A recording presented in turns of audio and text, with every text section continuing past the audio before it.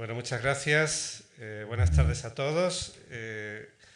Voy a ser también muy breve porque yo creo que la figura de Dominique Perrol para los arquitectos, estudiantes de arquitectura y todos los que sentimos pasión por la arquitectura es evidentemente una figura indiscutible.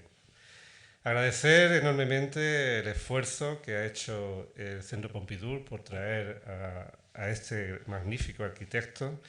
Y evidentemente agradecer también a todos los alumnos, profesores que habéis participado en todas las actividades paralelas, ¿no?, que acompañan estas semanas y que evidentemente manifiestan también el magnífico nivel que está ofreciendo la ciudad de Málaga y el apoyo que estamos dando a la Escuela de Arquitectura de Málaga para atraer a figuras de este gran talante. Nada más, insistir también al director del Centro Pompidou, a José María Luna, de que la Escuela de Arquitectura está siempre abierto a estas y más colaboraciones que evidentemente producen un enriquecimiento mutuo para los alumnos, profesores, la ciudad y para la arquitectura en definitiva. Muchas gracias. Buenas tardes a todos, bienvenidos. Quiero agradecer al Ayuntamiento de Málaga, a la Casa Natal Picasso y al Centro Pompidou la posibilidad de haber participado en estas actividades culturales y poder y permitirnos a todos disfrutar de la conferencia que vamos a tener el honor de recibir ahora por parte de nuestro invitado. Actividades de primerísimo nivel que siempre nos agrada recibir en Málaga.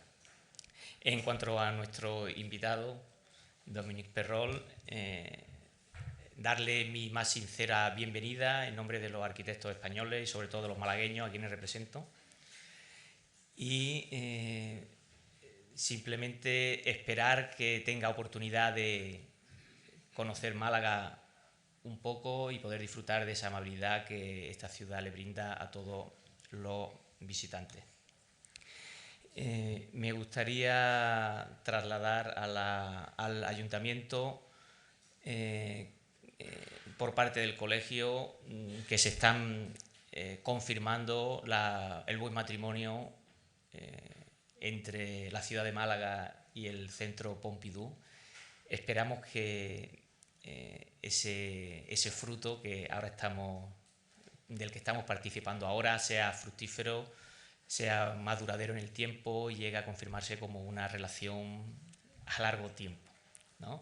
Y sin más, muchas gracias, Dominique, por habernos deleitado con su presencia y esperamos que esta charla sea de interés de todos. Muchas gracias.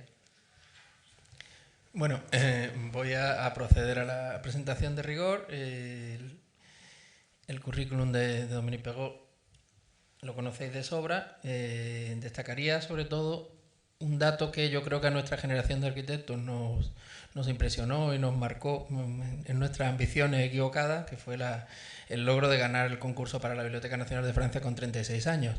Como me decía un compañero hace un rato, eso nos hizo pensar a todos que bueno, que si uno podía en Francia, porque no podíamos los demás. Evidentemente había un desfase de talento importante y no todo el mundo puede entrar por esa puerta tan grande en la historia de la arquitectura. Sus proyectos posteriores han confirmado tanto la calidad extraordinaria como un lenguaje propio. Y voy a citar unos cuantos, como el campus de la Universidad Femenina en Seúl, o el Gran Teatro de Albi, la remodelación del Pabellón du Feu de Versalles, sus proyectos para ciudades olímpicas, que en Berlín dejó unas magníficas piscinas y en Madrid la famosa caja mágica, que le confirman como un arquitecto que no trae precisamente buena suerte a las candidaturas olímpicas, pero que por otra parte deja unos edificios espléndidos en ellas, lo cual yo creo que salen ganando las ciudades por ambas partes. Finalmente, por describir en breves palabras su arquitectura, destacaría dos aspectos. Uno sería la fidelidad a unos modos de proceder que representan lo mejor de la tradición francesa, el orden, la simetría, la racionalidad, el esprit de géométrie del que hablaba Pascal, en suma, y que hace que en la cultura francesa pues, los distintos actores de distintas épocas se muevan con comodidad en un esquema común. De la misma manera que los poetas pues, Victor Hugo, Baudelaire, ambos se mueven en el mismo formato del alejandrino francés y desde él no cesan de innovar y de dar un paso más en la cultura. Así también de alguna forma los arquitectos y desde luego Perrault se manejan en el repertorio de las formas geométricas rigurosas, de la simetría de los ejes, sin que esto les resulte un constreñimiento, sino al revés, una cómoda plataforma desde la cual expresar su propia visión de la arquitectura. Y por otro lado, ya más peculiar de Perrault sería el interés por los espacios vacíos resultantes de extraer, más que de añadir. Es la huella que queda de un bocado geométrico, y lo que ocurre en ese negativo de espacio es algo que él ha trabajado desde la biblioteca y que de distintas maneras, a cual más brillante, pues nos va a enseñar hoy. Muchas gracias a todos una vez más, gracias al colegio y a la escuela, sobre todo gracias a Dominique por su presencia, y les dejo sabiendo que a las 8 menos cuarto cerramos, insisto, porque estas cosas son importantes. Muy bien, buenas tardes y gracias a la ciudad de Málaga y al Centro Pompidou por haber organizado este ciclo de conferencias que Patrick Berger inauguró en la abertura, en la inauguración, que es muy bella la exposición. Los arquitectos, nosotros nos felicitamos entre nosotros si tenemos la suerte de ver tantas piezas magníficas que son ya casi históricas, la mayoría, en un museo. Gracias al Centro Pompidou.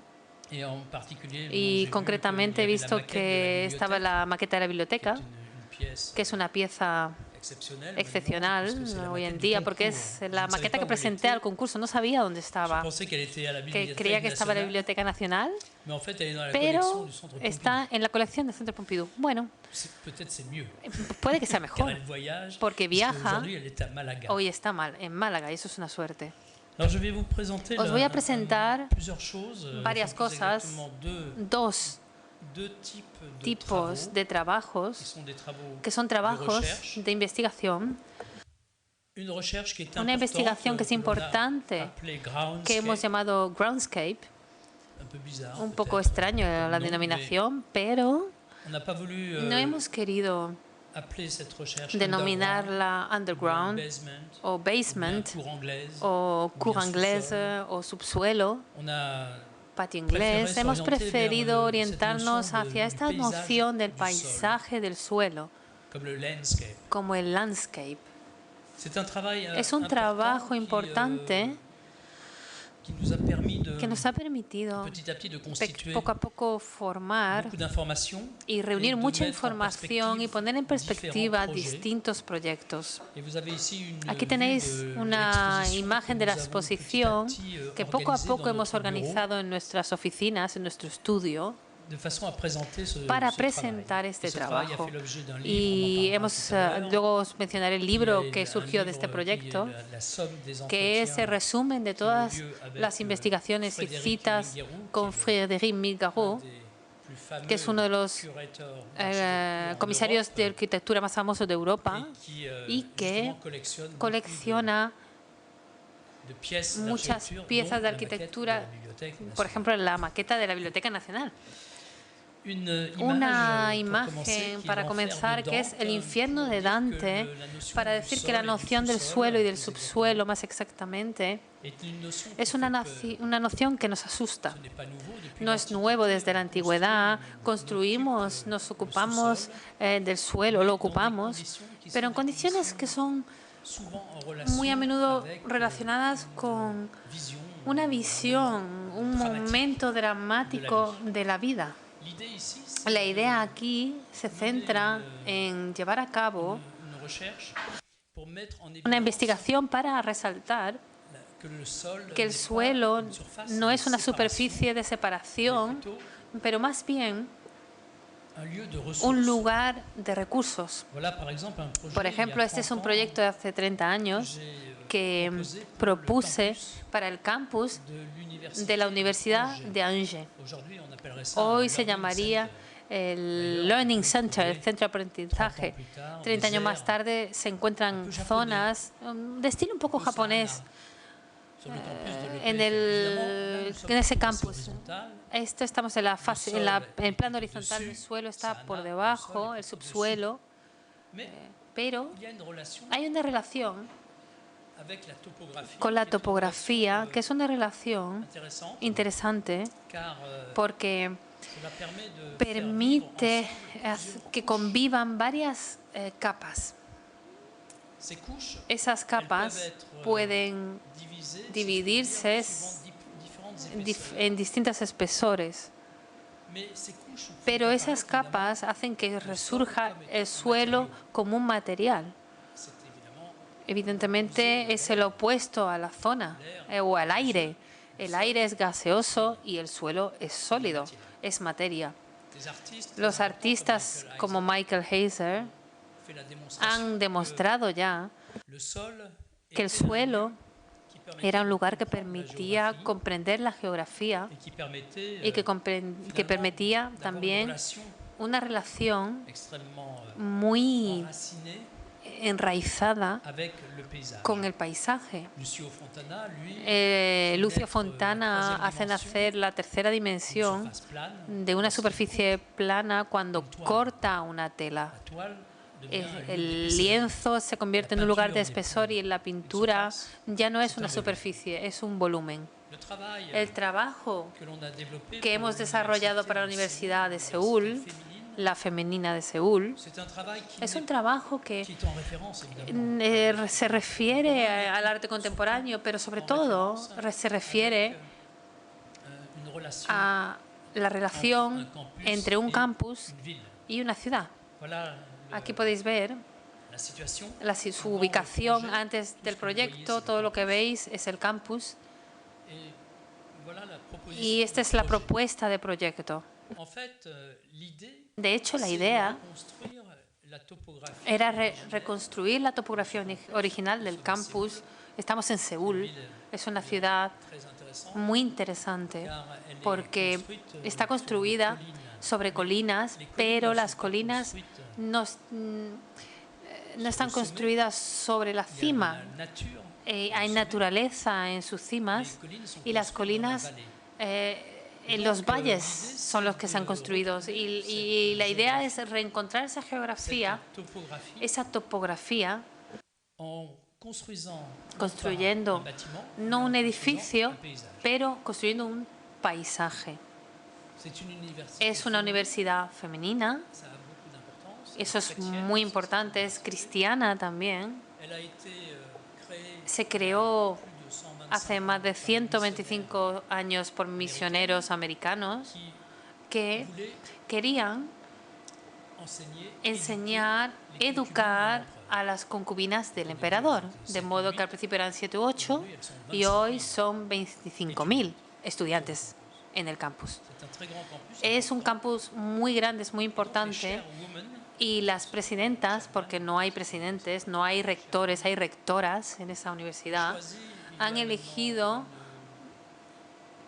eligieron en 2008 más o menos, se inauguró. 4 años antes, en 2006, se seleccionó el proyecto de un francés que les propuso no construir un edificio. Bueno, esto en aquella época en Asia era imposible e incluso casi impensable porque los asiáticos querían construir edificios, grandes, enormes edificios, para que fueran muy visibles que el hecho de que Asia se estaba transformando. Y esto es un edificio muy importante, 100.000 metros cuadrados. Es más del doble, es el doble del Centro Pompidou en París, más o menos. Depende si se cuenta el subsuelo o no. Pero es un edificio de muy grandes dimensiones que ha desaparecido en el paisaje. Y la idea es organizar justamente una extensión de la estructura urbana del barrio con ese valle que se excavó en el corazón del edificio. alrededor de ese valle, que es transparente y verde, la luz podría penetrar en el interior del edificio y poco a poco hacer vivir, si puedo decirlo así, todas las funciones que se organizan en torno a este valle.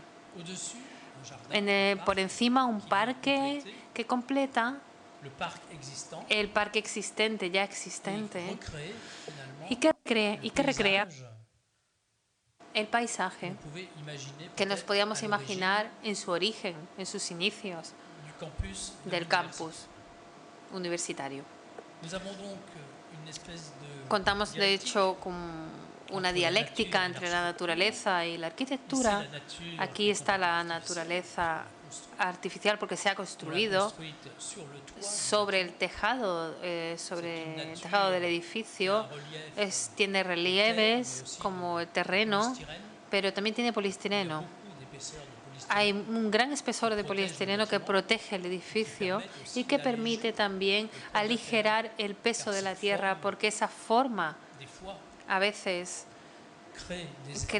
crea un espesor de 2 metros, 2,50 metros, 3 metros entre el nivel del suelo, que ya veis, y los techos del edificio en su interior. Esta naturaleza artificial protege el conjunto de las funciones que se desarrollan en el interior de lo que denominamos en Seúl el Campus Center de la Universidad de Ewha. Ewha quiere decir flor de peral en coreano, y las flores del peral en coreano dieron algunas peras porque esta universidad se convirtió muy famosa, porque a partir de esta universidad el movimiento de protesta y de contestación nació en Seúl. Más de 2.000 estudiantes, varias semanas, se quedaron en este valle para manifestarse contra la presidencia. Y hoy en día, este espacio público que estaba en el corazón de la universidad se ha convertido en un lugar histórico de referencia que hoy en día cumple su función perfectamente, porque se celebran eventos de cine, de proyecciones, de conciertos, pero como un lugar de referencia en la ciudad que ha hecho nacer una resistencia y un movimiento muy importante en el país. Es un edificio que está enterrado, que tiene una resistencia, una resiliencia, una durabilidad muy significativa. Hay tifones, hay temblores de tierra, y los edificios interiores resisten mejor que los que tengan estructuras exteriores. Recuperamos las aguas de todos estos tifones que descienden de la colina, de los pozos que descienden de la colina. Y tenemos un conjunto de sistemas de ventilación sobre los laterales, lo que llamamos en francés un pozo canadiense. Aquí, no sé si lo veis mi ratón, no sé. Bueno, en los laterales hay paredes que funcionan como que el aire circula por las mismas y las enfría en verano y las calienta en invierno. Hay una inercia térmica muy importante y economías de energía muy importantes que tienen lugar, que han hecho famoso este edificio como un edificio conocido por su durabilidad. Es algo inédito para un arquitecto. Yo soy arquitecto, pero mis clientes me dicen: eres un arquitecto un poco extraño, porque en general, cuando empiezan las obras, hemos hecho un agujero, pero usted hace agujeros muy, muy grandes. Y poco a poco, cuanto más se avanza, menos se ve el edificio. Al final, no hay edificio. Lo que para un cliente es un proceso un poco inédito. Hay una presencia extremadamente importante en este edificio. Su presencia no es, podría decir yo, visual, pero es una fuerza, porque descubrimos un lugar que finalmente es inolvidable, porque es un dispositivo que no es un edificio en sí mismo, pero que es un recurso, y poco a poco ese recurso se convierte en un tema muy importante en la investigación, en lo que está relacionado con el groundscape. Aquí en Berlín es una extensión del proyecto de la biblioteca, pero inverso, porque los edificios se encuentran en el centro de la vegetación de un huerto de manzanos. El edificio ha desaparecido. La idea, de hecho, es no solamente, de nuevo, un dispositivo estético, pero también un dispositivo político, porque este proyecto se ha propuesto en el marco de la candidatura de Berlín para los Juegos Olímpicos. Y este proyecto es un negativo, un eco negativo en cuanto al estadio construido para los Juegos Olímpicos del 36, que fueron los del nazismo. Aquí tenemos una desaparición de la arquitectura y la aparición de un huerto con manzanos, lo que hace menos espectacular el desfile de las tropas entre los manzanos. Es un poquito grotesco incluso la imagen, pero no antipático si pensamos en ello. Los alemanes les encantó tanto que incluso aunque perdieron la candidatura de los Juegos Olímpicos, Sydney ganó en aquella época. Llevamos a cabo el proyecto, que es un proyecto emblemático en Berlín, con esta organización de un espacio abierto y público, y el conjunto de los edificios que están en el corazón de esta superficie verde, y con la presencia siempre de la luz, que permite tener una relación entre el interior y el exterior sin sentir el peso de la tierra, por ejemplo, en Seúl, o aquí del metal, en este caso. Son 5.000 toneladas de metal que podéis observar en la fotografía, 5 metros de espesor. Es un peso significativo y un dispositivo iconoclasta para los ingenieros, puesto que es plana, lo cual no favorece la transferencia de las cargas a la altura, pero que crea un sentimiento de espesor en toneladas de metal. Estamos bajo toneladas de metal y no nos parece que haya tanto peso. Este trabajo de paradoja entre un lugar que es a priori difícil de utilizar y en realidad hacerlo más confortable en su uso. Por ejemplo, aquí veis el trabajo realizado en esta piscina, que parece un edificio con ventanas y todos los trampolines parecen balcones. Os tiráis del balcón y caéis en el agua, y hay menos posibilidades de suicidaros en este caso que si os tiráis de vuestro balcón de vuestra casa. También tiene una dimensión arquitectónica en estos trampolines, y alguna ironía, porque es un trozo del techo instalado verticalmente, de forma que la parte superior tengas que girar en el techo antes de caer en el agua. Y los alemanes que se entrenan, los saltadores que se entrenan, pues tienen esta sensación de recorrido.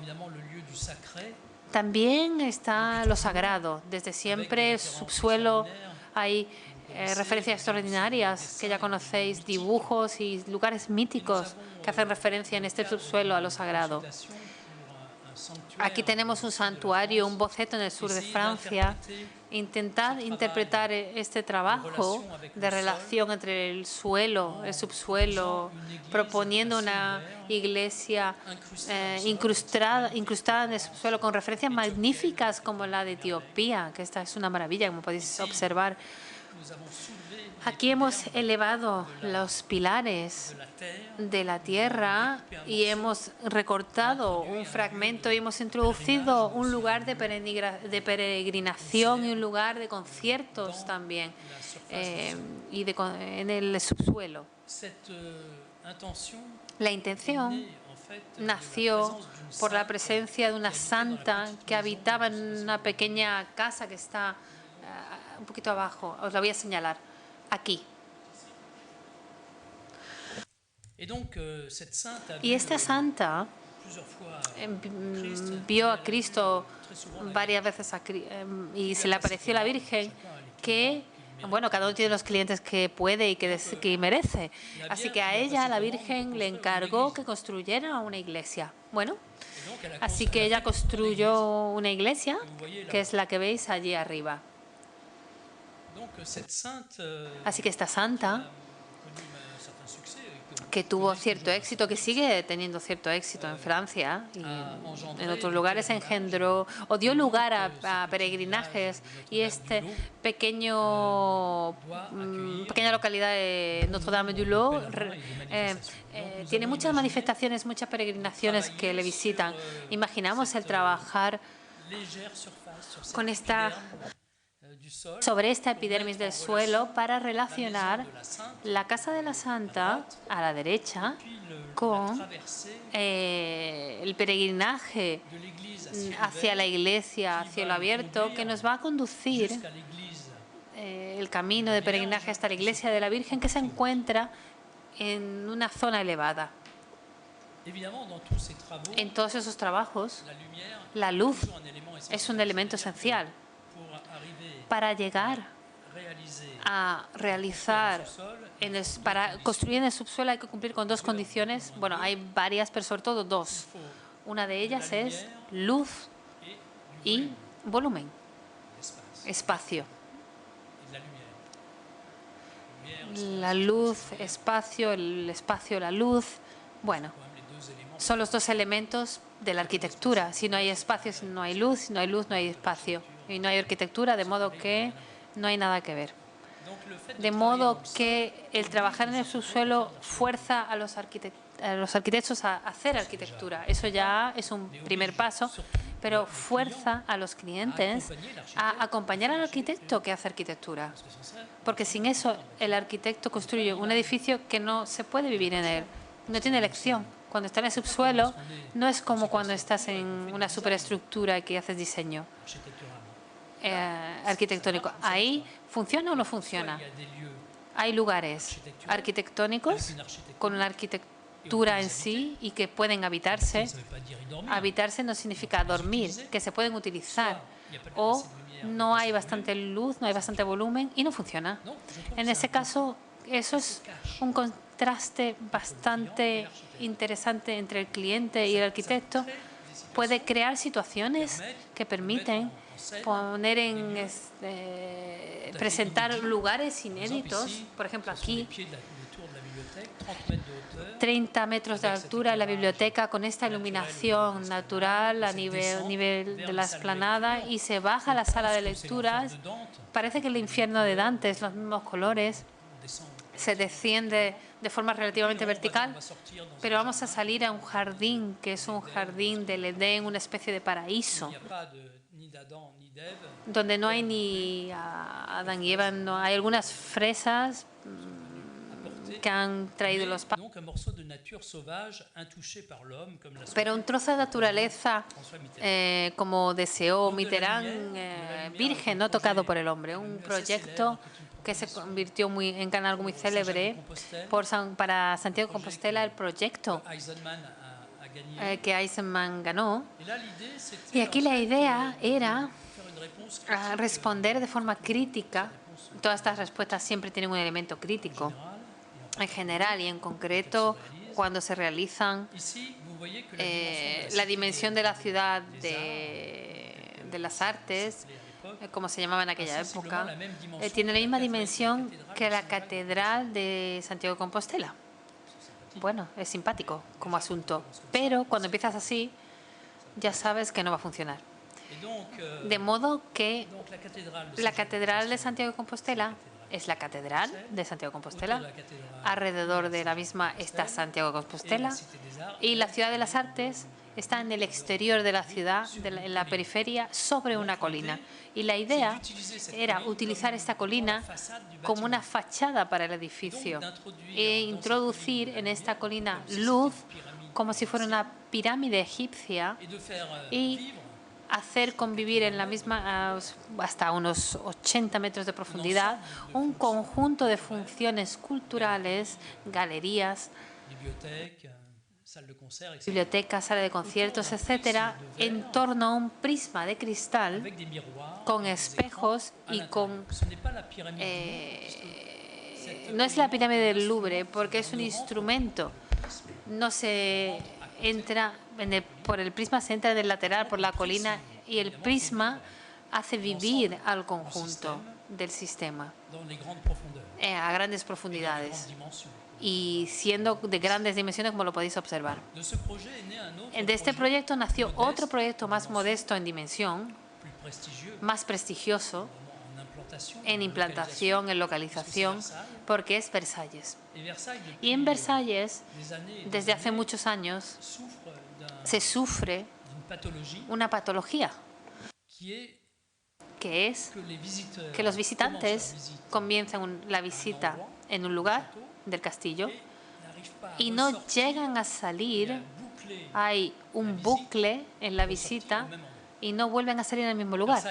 Versalles es un museo, es un gran museo con colecciones muy hermosas. Es un lugar que visitan 5 o 7 millones de visitantes por año.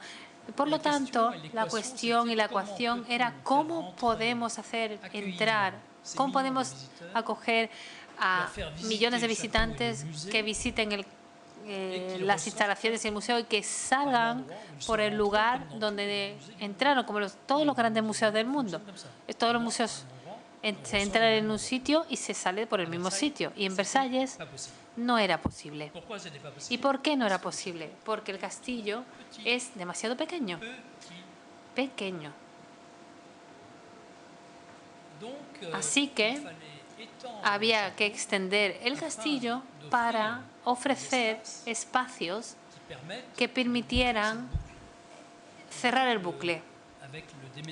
Y con la administración que se mudó, los ministerios cuando se mudaron de allí, reinstalamos el sistema de entrada, se reubicó, se reorganizó y aquí puedes ver el patio de los príncipes, que es el patio que se encuentra en el lateral junto con el patio real, y en el patio de los príncipes introdujimos un prisma de cristal que podéis ver aquí, que nos permitió extender el castillo bajo el patio de los príncipes y bajo el edificio para ganar más de 1.000 metros cuadrados, o unos 1.000 metros cuadrados, que permitieron organizar esta entrada y esta salida, entre otras cosas, instalando una escalera que veréis que permite al visitante ir directamente por las taquillas en los arcos que está a la izquierda de la imagen hacia los jardines. De modo que introdujimos entre el edificio del 18 y el 19, el edificio 17-18 que está al fondo de la imagen. Ahí está el patio de los príncipes y ahí instalamos una escalera del siglo XXI que sirve de enlace entre todas las épocas y que nos permitió organizar los usos que descubrimos bajo el patio de los príncipes. Este pequeño prisma es muy eficaz.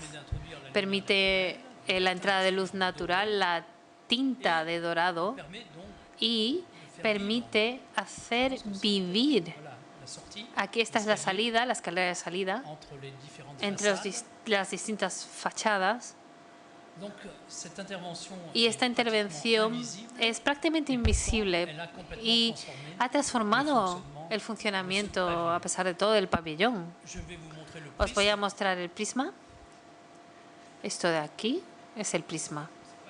No es gran cosa, pero es pequeño. Pero la transformación del pabellón con la galería de bienvenida, por debajo hay un restaurante que Alain Ducasse hace vivir y vibrar. Es muy bueno el restaurante, muy interesante, muy inteligente. No os doy el menú, pero os doy el modo de empleo. Podéis venir a almorzar, que es bastante chic, o a desayunar. A mediodía es un precio 30-40 euros es el almuerzo, o sea que es asumible. Y por la noche ya se complica la cosa económicamente. Porque por la noche es una cena excepcional, es la reinterpretación de la cocina del rey de Francia en Versalles por Alain Ducasse. No está mal como concepto. Vale la pena gastarse los ahorros en esta experiencia. Bueno, dicho esto, lo que es interesante es que también bajo los tejados construimos un auditorio. Así que este pabellón es la entrada y salida del público, es un restaurante y es un auditorio. Es todo un conjunto que puede vivir de forma autónoma en relación con el castillo, lo cual es una novedad y al mismo tiempo también es un servicio añadido y muy importante y muy apreciado por los visitantes del castillo de Versalles.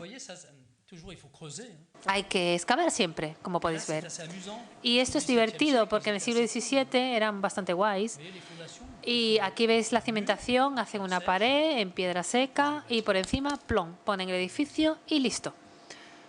Bueno, y se aguanta bastante bien. Aquí lo veis. Hemos descubierto la cimentación y hemos organizado un poco esta situación para poder conectar los espacios bajo el patio con el edificio en sí.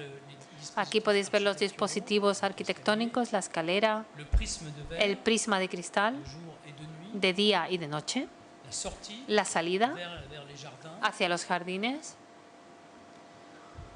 y otra experiencia construida en otro lugar de Francia, un castillo un poco más pequeño, menos hermoso que Versalles, pero con un interés. Una particularidad es que existe en la época industrial, el industrial que era propietario de los laboratorios de investigación, el propietario quiso transformar este pequeño castillo en un centro de conferencias. Aquí veis en Google el castillo, en el círculo, y el disco que hemos instalado, que es de cristal. Tenemos la impresión de que es una superficie de agua, pero es cristal, está a nivel del suelo y nos ha permitido construir por debajo, en el subsuelo, un auditorio, un restaurante, todas las salas de reunión, la cafetería, ligada al castillo en sí, conectada.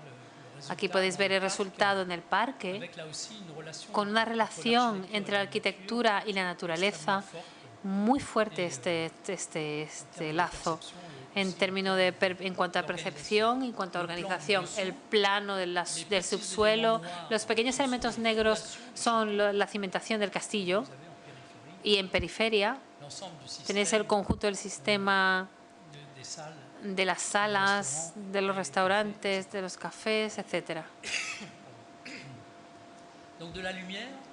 Luz. La luz es un tema muy importante y evidentemente es difícil hacerlo comprender cuando estamos en el subsuelo. Aquí podéis ver en todos estos ejemplos luz que llega a 20 metros de profundidad. Pero si presentáis vuestros estudios a un cliente, no os quiere creer, porque psicológicamente es imposible. La luz no entra en el subsuelo. Eso es así. Y por eso todo el trabajo que realizamos es un trabajo ligado a experiencias que son reales y son importantes para demostrar que el subsuelo es un lugar donde se pueden desarrollar usos. No es habitar el subsuelo. Se trata de utilizar el subsuelo como un recurso para hacer vivir la ciudad en superestructura. Ejemplos en la Universidad de Corea, el modo en que utilizamos los contrafuertes de la cimentación para conducir la luz a 20 metros de profundidad hasta el Starbucks. Aquí lo podéis ver. ¿Hay luz? La hay. Es como Silicon Garden. hay que quitar el drama entre la relación que tenemos entre el suelo, que es una relación que es particular, porque en el suelo siempre hemos intentado esconder todo lo que no queríamos ver, lo que queríamos olvidar, incluso nuestros cuerpos. Los metemos en el subsuelo.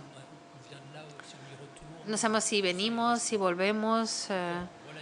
Es algo misterioso lo que pasa con nosotros en el más allá. Y esa dimensión angustiosa hay que luchar contra ella. Y aquí podéis observar lo que los investigadores de la época denominamos en la Biblioteca Nacional el agujero negro. Aquí es el agujero negro que hemos construido en la Biblioteca Nacional para que los investigadores puedan trabajar. Estaban convencidos absolutamente que este jardín no aportaría luz natural y que este jardín era, como ellos lo llamaban, un agujero negro. En torno a ese jardín hemos organizado 200.000 metros cuadrados de biblioteca. 200.000 metros cuadrados, 4.000 plazas de lectura.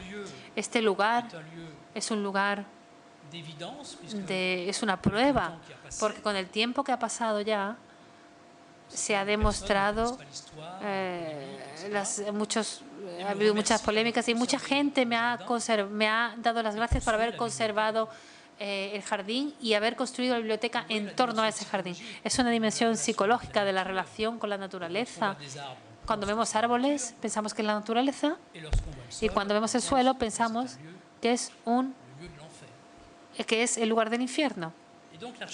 Y la arquitectura es muy interesante porque permite poco a poco hacer que convivan espacios que finalmente que rechazábamos en cierto modo. Este es el plano de la biblioteca en torno al jardín. Es muy importante. Este jardín es un trozo de naturaleza intocable porque está cerrado. No se puede entrar en el jardín. Por eso es tan vital. Si el hombre penetrara en ese jardín, sería una masacre, un desastre, un basurero. De modo que es la última obra de conservación protegido por la naturaleza, por la biblioteca. Es un trozo de naturaleza, una porción de naturaleza que es una naturaleza artificial que hemos construido nosotros mismos. Hemos traído árboles de un bosque de Normandía y los hemos transportado uno por uno para plantarlos con grúas. Es una construcción real. En aquella época los paisajistas pensaron que era un arquitecto iconoclasta el que lo hacía, que no daba tiempo al tiempo, decía el presidente Mitterrand, porque el presidente Mitterrand daba tiempo al tiempo para los otros, pero no para sí mismo, porque su tiempo estaba contado. De modo que la biblioteca tenía que estar acabada antes que el presidente terminara su mandato y dejara su cargo. De modo que hemos construido ese jardín que poco a poco ha creado este entorno que rodea las salas de lectura de la Biblioteca Nacional. Para aquellos de vosotros que visitéis París, hoy en día la Biblioteca Nacional, la antigua, de la Brouste en Richelieu, está de nuevo abierta, es muy hermosa, magnífica, y podéis en la sala La Brouste ver un elemento de inspiración de la Biblioteca Nacional de François Mitterrand, que son estas grandes pinturas en los muros que muestran árboles. Aquí, en esta biblioteca, los árboles están vivos. En la Biblioteca Richelieu no lo están, pero la naturaleza rodea y está cercana a la arquitectura en todo momento. Todo esto, evidentemente, tiene consecuencias sobre la dimensión del urbanismo. La biblioteca es un hecho, es la ausencia de volumen que se construyó en subsuelo. Es decir, que las 4 torres angulares que los medios denominaron las 4 torres abiertas porque es una funcionó muy mal, funcionó muy bien para mí de forma en cuanto a publicidad. La realidad espacial es un poco distinta. Son 4 ángulos que marcan un volumen que está incrustado en el subsuelo. El plano que habéis visto anteriormente es lo que hubiéramos debido construir entre las 4 torres angulares. El hecho de trabajar con el suelo ha permitido despejar esas perspectivas y dejar un gran espacio público vacío y ofrecer más, porque ese espacio público es el tejado del edificio. En los otros proyectos del concurso no había espacio público porque todo estaba ocupado por el edificio o por los edificios en sí mismos. Así que el trabajo con Groundscape es producir más suelo y más suelo. Y eso significa más uso y más dinero también. Y eso es una idea que se convierte en bastante interesante para convencer al cliente cuando uno es arquitecto. De modo que esta noción de ofrecer más superficie para vivir, habitable, es algo que permite organizar una densidad, una proximidad, en el mismo lugar, en el corazón de la ciudad, en lugares que son, por ejemplo, como aquí, la estación central de Nápoles, donde vamos a excavar una gran galería al aire libre con comercios que van a prolongar la estación en sí misma, y esto nos va a conducir hasta el metro. Vamos en ese momento a descender un poco y nos acercaremos al metro y nos introduciremos la luz natural en el subsuelo hasta el metro. Eso nos va a permitir organizar, por ejemplo, la plaza en su origen, tenía una organización más clásica con grandes jardines.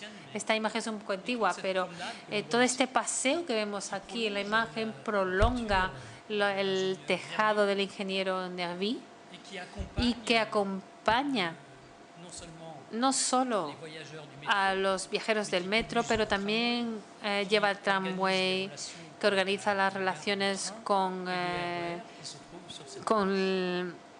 las estaciones de trenes que están en esta plaza. Y hay más suelo, hace falta más suelo para eso, porque si utilizamos el mismo suelo tenemos conflictos de circulación. Aquí, con estos subsuelos y estas plataformas que abalconadas, permite conservar la ciudad histórica y poner en escena. Aquí puedes ver imágenes de edificios que están en los laterales y que miran se asoman hacia la gran galería, que la galería desemboca al exterior y te puedes pasear a la sombra de estos árboles metálicos que hacen eco en el otro lado de la plaza, donde hay un gran jardín. Son como su reflejo que se ha plantado. Todo esto nos orienta hacia otra relación entre recursos, o sea, entre la red de transporte y la ciudad, porque en Nápoles la luz natural desciende hasta 40 metros de profundidad, más o menos. Nos acompaña el viajero hasta el metro prácticamente, con intervenciones como el pintor Pistoletto, que desarrolló grandes frescos sobre el tema de los viajeros cuando llegas a la plataforma del metro, a la salida del metro. La profundidad es algo, por otro lado, que está ligado a todas las infraestructuras de transporte. Y hemos seguido en este trabajo de una forma radical. Hemos continuado para una de las grandes estaciones de metro, en la nueva estación de metro de la metrópolis de París, que es una estación que se encuentra en Villejuif, cerca de Orly, y que está excavada a 50 metros de profundidad. Y aquí, utilizando un cilindro, construimos una estación al aire libre, pero a 50 metros de profundidad, con ventilación natural, con luz natural. Es una primicia. Con los ingenieros hemos desarrollado servicios de seguridad, todo un proceso para validar el hecho de que no hay equipamiento mecánico. La ventilación es natural completamente y no hay ningún pasillo. De modo, aquí veis la perspectiva cuando se penetra, cuando se desciende a la estación. 2 líneas de metro que se cruzan, 80.000 personas al día van a utilizar esta estación en 2022 en el marco de la apertura del nuevo metro de París. Se trata de una red, pero no solamente de una red que, como podemos observar en la imagen, ligada a la comunidad, sino también no es un trabajo de ingeniería el que hacemos, es un trabajo de conexión de distintas infraestructuras entre ellas, con utopías como esta de construir bajo el Sena, o utopías menos utópicas de ligar todos los parkings de la ciudad. Tenemos menos necesidad de parking, tenemos cada vez menos necesidad de parking, así que vamos a reutilizar estas infraestructuras para crear una especie de biotipo que va a hacer que vivan los edificios. Es una idea política, porque la consecuencia es ponerse de acuerdo con toda la población para definir un límite y de la extensión de la ciudad, como antaño. Antes había murallas, había límites, había avenidas, y por el efecto de la historia la muralla se desplazaba.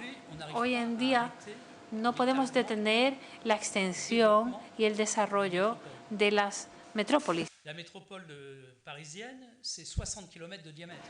París es una metrópolis de 60 kilómetros de diámetro, es gigante. Cuando trabajas a 40 kilómetros de tu lugar de trabajo, es muy cansado, es muy caro, es contaminante, es absurdo.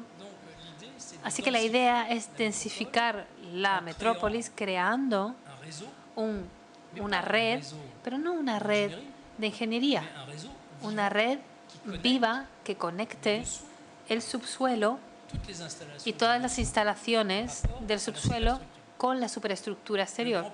El público en general piensa, cuando ven edificios, no vean las fachadas, tiene que ser muy caro, las escaleras tiene que ser muy caro, los tejados. Bueno, de hecho, nosotros pensamos que es menos caro, es más barato que toda la inversión que se desarrolla en el subsuelo. En el subsuelo se invierten millones y millones, pero de forma egoísta. Hay redes de metro, redes eléctricas, pero es una cosa muy autista. Nadie habla unos con otros. Yo hago un parking, mi vecino hace un parking, yo hago un muro, tú haces tu muro, pero no se hablan entre ellos. Y esta idea es una idea de transformación de la ciudad para tener una ciudad sostenible con más proximidad, y yo creo que eso es formidable. Vivir en el piso 11 y bajar en el subsuelo para bañarme en la capa freática. Yo creo que eso es simpático. Bueno, eso me parece a mí. Esta imagen es muy importante, no he dicho nada sobre ella. Se trata del plano de la Universidad de Corea. Es menos sexy que una fachada o una imagen en 3D, pero es eso. Funciona así. Eso es lo que vivimos. Es la relación entre el exterior e el interior, lo que existe, etcétera, y la demostración que cómo el espacio se convierte en un elemento de unión y no de de separación. Aquí trabajamos con muchas ficciones. Este es un collage de dos edificios que realizamos. Es el Correo del Louvre, abajo, un edificio magnífico, que es un islote tiene la dimensión del sur de Manhattan, con estructuras metálicas en el interior, y la transformación de ese edificio con una patio industrial en el interior la hemos pegado por debajo de la estación que os he presentado anteriormente. Y aquí tenemos una relación contemporánea con las infraestructuras de transporte, con las infraestructuras en el sentido amplio, y la protección de la ciudad y la densificación de la ciudad, de la villa histórica, en proximidad, justo abajo de nuestras viviendas. Todos estos lugares tan emblemáticos como el Arco del Triunfo son muy interesantes para desarrollar ficciones que poco a poco se convierten en menos ficción, porque transforman la visión y permiten desarrollar otra visión sobre el patrimonio y sobre la ciudad. En Europa es evidente, en nuestros países, que no tenemos los medios para mantener nuestro patrimonio. Y hay que mantener el patrimonio porque es nuestra memoria y es excepcional. Y ese patrimonio tiene que tener nuevos usos. No pueden todos ser monumentos nacionales, museos, etcétera.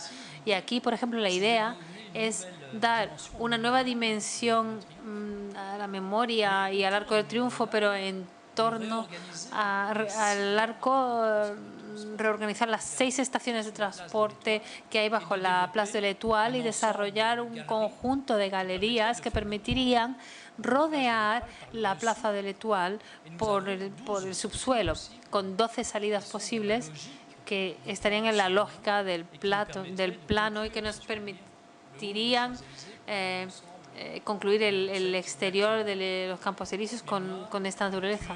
Memoria, cultura, comercio, transporte, etcétera. Todo se combinaría.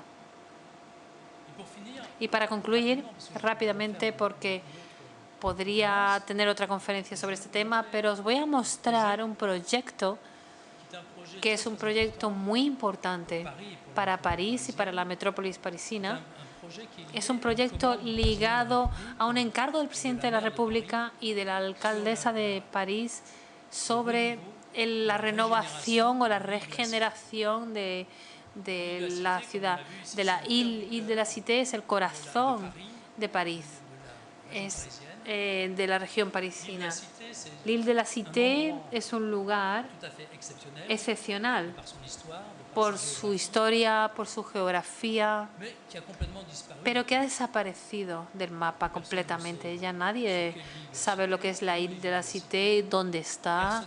Nadie se detiene allí, porque la Île de la Cité es un lugar antipático, porque cuando llegáis allí, es porque no tenéis papeles, porque os llama la justicia, o porque necesitáis un permiso de residencia, o porque vais a la catedral, o esto. El barón Haussmann creó, que tiene más de 100 años, la arrasó. Creemos que la isla es antigua, y es antigua, pero es antigua por debajo. Lo que vemos hoy en día es una isla que tiene 100 años, 150, no la catedral, claro, pero ni la Sainte-Chapelle, ni la conserjería. Pero algunos edificios todavía quedan del 17, hay algunas huellas del 16, pero la mayoría no vive nadie, no hay colegio, no hay lugar. Se utiliza simplemente por comerciantes que venden Torre Eiffel al lado de Notre Dame. La Torre Eiffel al lado de cuando van a Notre Dame, la gente compra una Torre Eiffel. Parece que la relación, la naturaleza del comercio es así. Bueno, todo el mundo, no está la novela de Víctor Hugo allí. Es un lugar turístico bastante degradado con condiciones inaceptables para los 14 millones de habitantes que pasan por allí. Vienen cada año a visitar esa zona, esa explanada, y los habitantes son muy poco numerosos y los que existen son, bueno, es un lugar sorprendente, y hemos hecho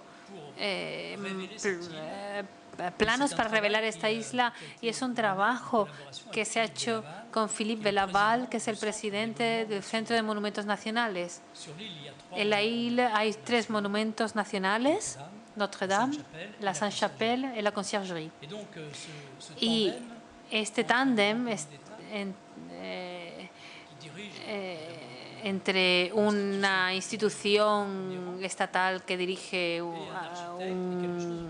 una entidad de primer rango y un arquitecto es inédito, y la alcaldesa y el presidente hemos querido demostrar que la isla podía reconstituirse sobre sí misma. Es decir, que había que salir de ese pensamiento osmaniano limitado a cada edificio y a cada fortaleza: la policía en casa de la policía, la catedral en la catedral, el Hotel de Dieu, el Hotel de Dieu, el Palacio de Justicia, etc. Había que combinar y mutualizar estas instituciones en torno al espacio público y gracias al espacio público. Y hemos desarrollado todo un trabajo cartográfico que hemos presentado en una exposición a la que os invitamos a todos a que vengáis a esta exposición, que acaba de inaugurarse en París, en la Conciergerie, y que va a durar 2 meses, y que presenta todos los planos y toda la documentación que hemos elaborado para transformar la Île de la Cité. Uno de los ejes de transformación es la creación de una circulación longitudinal. Está muerta la isla porque está cortada de norte a sur por una serie de calles que no permiten pasar a través de la isla. Cuando partimos de la isla de San Luis, aquí estamos en la calle central, y aquí es imposible cruzar.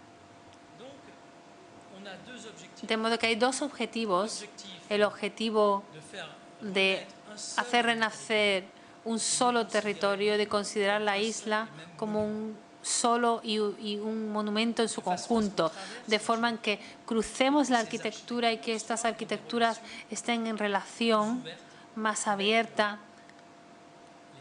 con los turistas, con los visitantes de París y con los ciudadanos, que ya sean parisinos o franceses.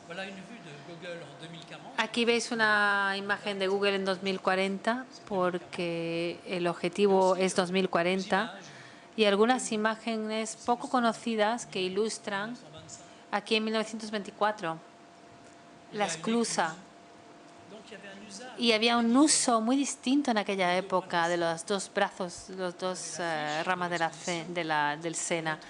Este es el cartel de la exposición para mostrar que la ciudad tiene en el subsuelo recursos, porque Bosman construyó varios niveles logísticos. Antes de desarrollar los edificios en sí, hay recursos importantes.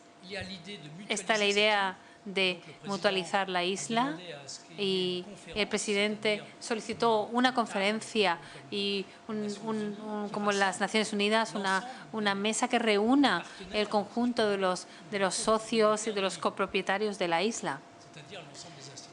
Todas las instituciones, las asociaciones y los agentes de transporte, para que esta conferencia pueda permitir trabajar en conjunto para transformar a la isla.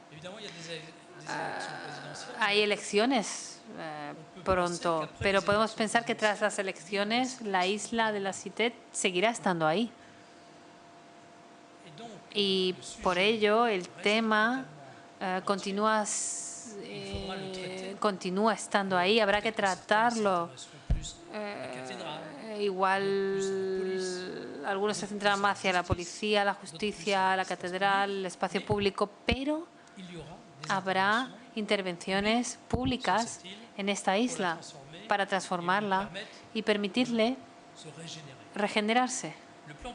El plano que veis aquí es el plano de groundscape de la isla, que permite poner en relación espacios subterráneos que, entre otros, son parkings. Y estos parkings, aquí los veis, son muy interesantes porque son importantes y nos van a permitir transformar la isla sin tocar la arqueología.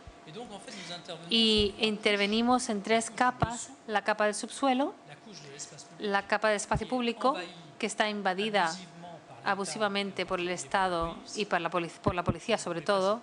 No se puede circular sobre la isla. En los espacios son agradables, pero no se puede circular porque hay furgonas de policía que lo llenan todo ahora mismo. Es una comisaría inmensa, así, más o menos. Hay una intervención en la parte superior con todo este trabajo de arquitectura, de metal, de cristal, que va a permitir cubrir diferentes espacios y hacer pasajes abiertos. El Palacio de Justicia de la mitad del siglo XIX, y aquí queremos reencontrarnos con estos espacios públicos, con una parte central que llamamos la Place Saint-Marc, como la Plaza Saint-Marc, pero la llamaremos la Place de Lutèce, en el corazón de la Ile de la Cité, para mostraros el trabajo de los edificios del siglo XIX con los distintas capas de suelo que se superponen, y poco a poco la apertura hacia el Sena, reencontrarse con el Sena. Aquí veis la cimentación del Hotel de Dieu, que estaban a todo lo largo del Sena, y su apertura hacia el Sena. Los barcos, las salidas de metro que se reabrirán hacia el espacio público. Todo un dispositivo para poder cruzar a pie en el paseo sur de la catedral hasta el Museo del Louvre. No es una calle peatonal, es un paseo peatonal, que es un poquito distinto como concepto. Es un recorrido que va de un monumento a otro, atravesando la ciudad. De modo que son cosas sencillas para todos y que podemos compartir entre todos, con una posibilidad de utilizar la ciudad y la isla día y noche para que el subsuelo que veis aquí, este es el libro que venimos en las ediciones X, que es un editor francés que hemos publicado en formato bilingüe y que resume esta estrategia a nivel de subsuelo, sobre el suelo y por debajo del suelo, y que crea estas posibilidades de proteger el patrimonio, como el ejemplo de la Ile de la Cité, desarrollando al mismo tiempo cientos y cientos de metros cuadrados nuevos, con nuevos usos, sin tener la sensación de haber tocado la integralidad de la isla de forma visual. Una isla que va a permitir un espacio muy interesante por sus recursos y que combinará el patrimonio y los nuevos usos, porque el corazón de París es patrimonio de la humanidad. Pero hay relaciones ahí que son inéditas y que entre el patrimonio mundial y estos lugares protegidos en el respeto de los monumentos y del paisaje histórico, pero introduciendo estos nuevos usos. Y para los arquitectos y para la arquitectura, aquí hay un terreno de juego nuevo y fantástico al que pueden dedicarse. Pensamos que el muro nos limitaba en su relación entre el interior y el exterior, pero poco a poco vemos que no es sí o no, es algo más complejo, es algo más, ¿cómo podría decir?, poético en cierto modo. Es una relación más sensual la que existe. El muro ya no nos limita y el suelo tampoco es un límite. De modo que yo creo que la arquitectura tiene un futuro magnífico si consigue superarse a sí misma. Muchas gracias.